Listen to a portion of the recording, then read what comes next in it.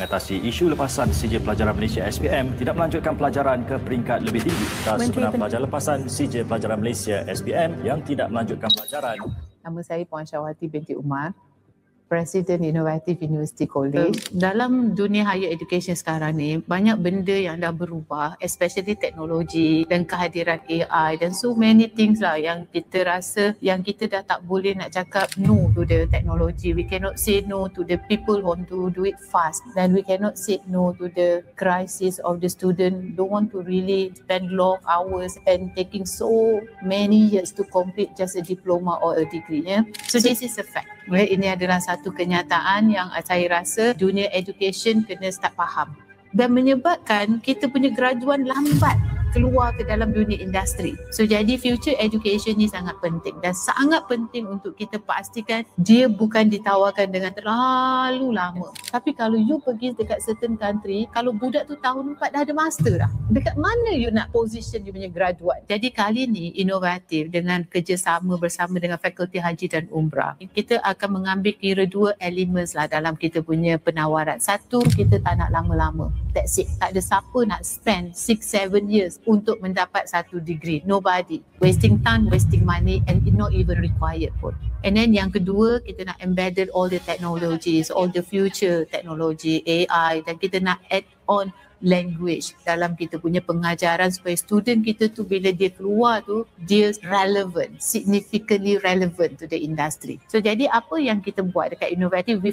fast trackkan the whole thing. Kita fast trackkan the whole thing, benda yang sepatutnya dalam 4 tahun untuk bergraduate ni, kita terus jadikan dia dalam 3 tahun setengah, insya-Allah dia boleh bergraduate. Student boleh complete dari level 10 go into the fasa yang bridging ni, fasa bridging kita buat diploma dan go into the degree dan dia akan graduate dengan degree before even age dia 24. Peluang untuk dia masuk ke dalam industri tu lebih cepat dan student sekarang pun tak suka lambat dan dia nak semua benda cepat. Dan I rasa the fast track degree yang fakulti akan introduce pada tahun 2026 is going to be the answers to all the student punya alasan why I don't want to study.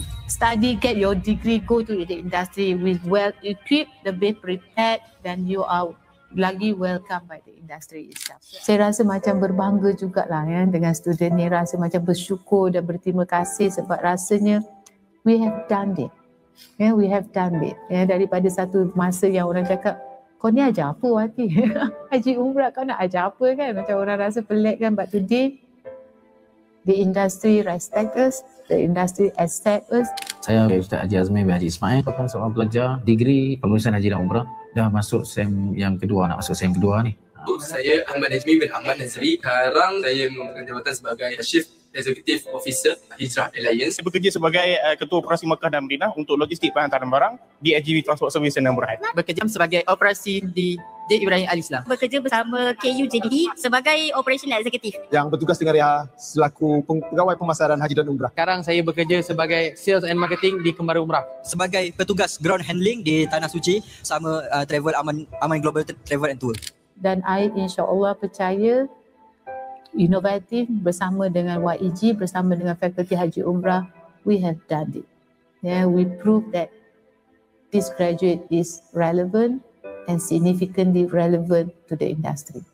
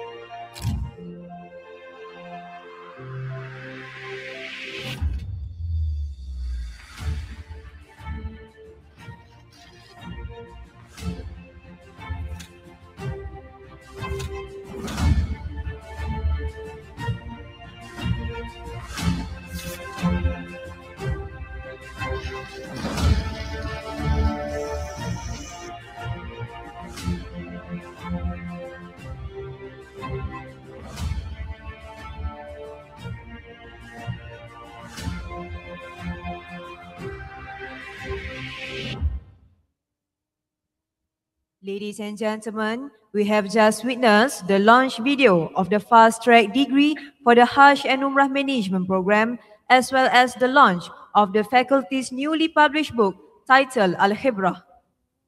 To officiate the launch ceremony, we respectfully invite Mr. Hassan bin Isnin, Managing Director of YEG Academy, accompanied by Mr. Muhammad Fikri bin Hasbi, Dean of the Faculty of Hajj and Umrah Management, to present the book Al-Khibrah to the Honorable Vice Chancellor, Professor Dr. Azri bin Usman.